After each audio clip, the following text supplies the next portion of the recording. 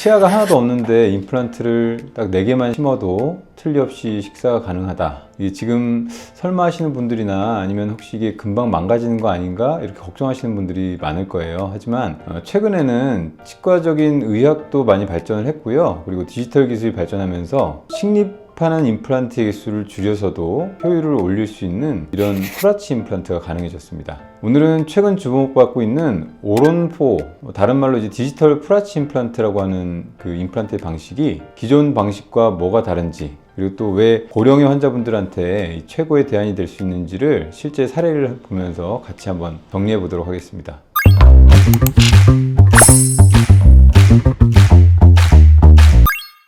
안녕하세요. 서울이건치과 이재성 원장입니다. 보통 임플란트는 많이 심을수록 이제 튼튼하다 이렇게 생각하실 수 있는데요. 하지만 환자분들의 잇몸 뼈 상태에 따라서 이 정답은 좀 달라질 수 있습니다. 아예 전체 이가 없는 전체 임플란트를 하실 때는요, 보통 한 20개 정도의 임플란트를 심게 되는데요. 임플란트 하나당 기둥을 하나씩 세워서 우리가 브릿지라든가 보철물을 엮어서 임플란트 하는 방식들이 일반적인 방식인데, 뼈가 튼튼한 분들한테는 좋은 방식일 수 있는데요, 뼈가 없는 분들한테는 너무 큰 수술이 될 수 있습니다. 디지털 프라치라고 하는 이 프라치 임플란트는요, 전략적으로 제일 힘을 잘 받는 위치라든가 아니면 힘을 받을 수 있는 뼈가 단단한 부위에 4개에서 6개 정도의 임플란트를 심고 그 위에 전체가 하나로 연결된 통 보철을 올려서 전체 기능을 회복하는 방식을 우리가 프라치 임플란트라고 이야기를 합니다. 이제 케이스를 하나 보면서 말씀을 좀 나눠볼 건데요. 지금 요 엑스레이 보이는 환자분은요, 연세가 좀 많으셨어요. 89세 환자분이신데 다른 데서는 이제 임플란트 수술이 아예 안 된다 이런 얘기를 듣고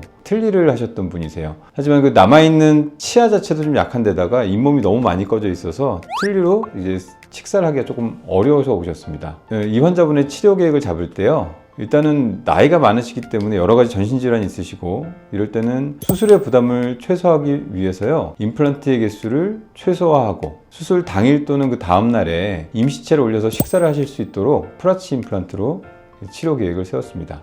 이 환자분 같은 경우는 지금 이쪽이 이제 왼쪽인데요, 그 왼쪽에 잇몸뼈가 너무 많이 이제 내려와 있었기 때문에 아래턱 신경관이 거의 잇몸뼈를 따라서 이렇게 지나가고 있습니다. 이런 경우에는 여기에 임플란트를 심을 수가 없고요. 만약에 임플란트를 심게 되더라도 너무 시간이 오래 걸리고 나이가 많은 분들한테는 좀 과한 치료가 될 수 있습니다.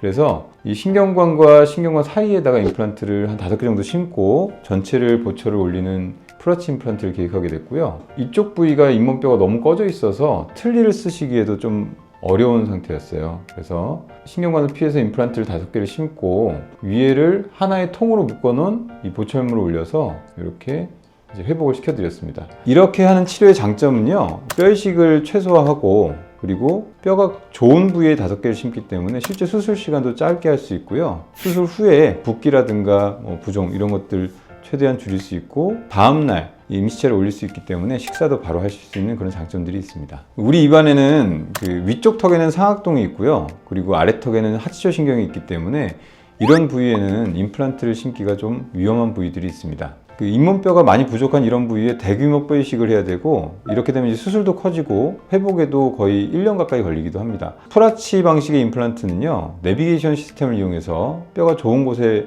찾아서 심기 때문에 뼈 이식을 최소화할 수 있고, 그리고 회복 기간도 2달에서 3달 사이로 좀 짧게 마무리를 할 수가 있습니다.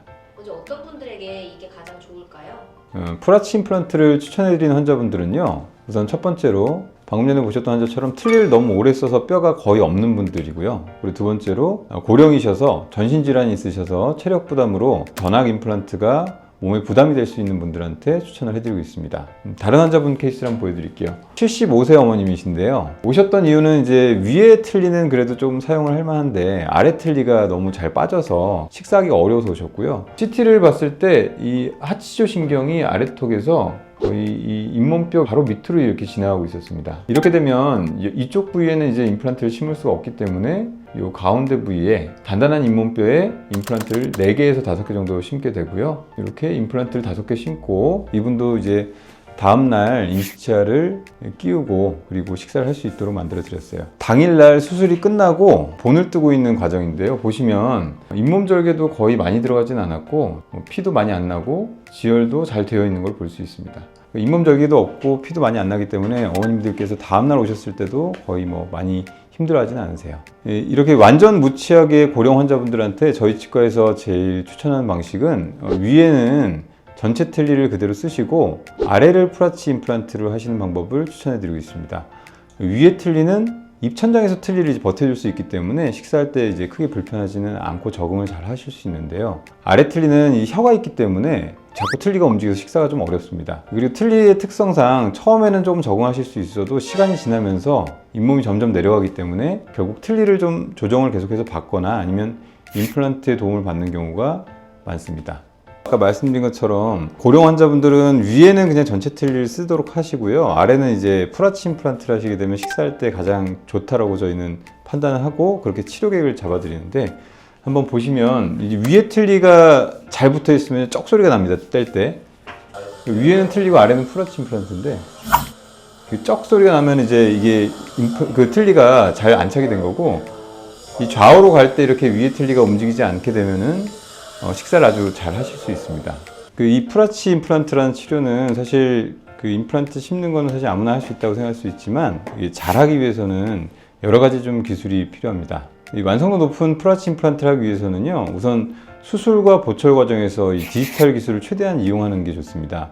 내비게이션 시스템을 이용하면 우리가 임플란트를 심기 좋은 뼈의 위치를 정확하게 찾을 수 있고요. 그리고 잇몸 절개도 최소화할 수 있습니다.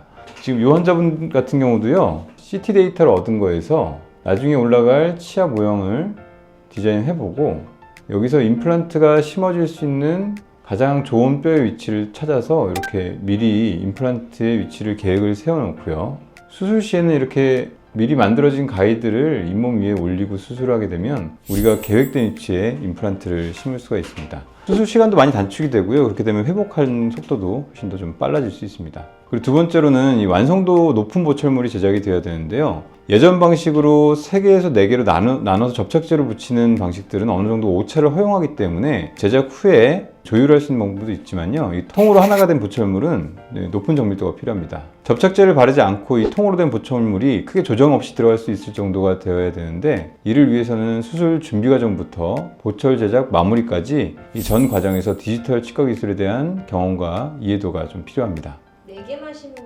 부러지지 않을까요? 자동차 바퀴가 4개가 이 무거운 차체를 지탱하는 것과 같다고 보시면 되는데요. 공학적으로 기둥을 하나로 묶어서 힘을 분배시키면요, 힘의 분산이 잘 되기 때문에 더 잘 버텨줄 수가 있습니다. 이미 임상적으로는 10년 이상의 데이터가 쌓여있기 때문에 그 안정성이 증명이 좀 되어 있다고 보시면 됩니다. 수술 당일에 식사도 정말 가능한가요? 수술 당일도 가능하고요. 근데 저희 치과 같은 경우는 보통 당일날 바로 일을 올려드리진 않고 지혈도 좀 도와드리고, 당일날 하시게 되면 좀 힘들어하세요, 어르신들이. 그래서 당일날 본을 뜨고 다음날 일을 끼우는 식으로 하게 되고요. 다음날부터는 바로 어느 정도 식사는 가능한데, 아무래도 임플란트가 완전히 뼈에 붙을 때까지 최소한 한 달 정도는 좀 조심하라고 말씀드려요. 그래서 한 달 정도는 죽이라든가 아니면 음식을 드시더라도 좀 갈아서 드시기를 권해드리고요. 이 과정을 하시더라도 틀니 쓰시는 것보다는 훨씬 더 편안하게 식사를 하실 수가 있습니다. 치아가 하나도 없다고 해서요, 그리고 또 연세가 많다고 해서 포기하지 마시고요. 환자분의 잇몸 상태와 건강을 고려해서 가장 적합한 길을 찾아드리는 것이 저의 역할이라고 생각합니다. 지금까지 서울 이건치과 이재성 원장이었습니다. 감사합니다.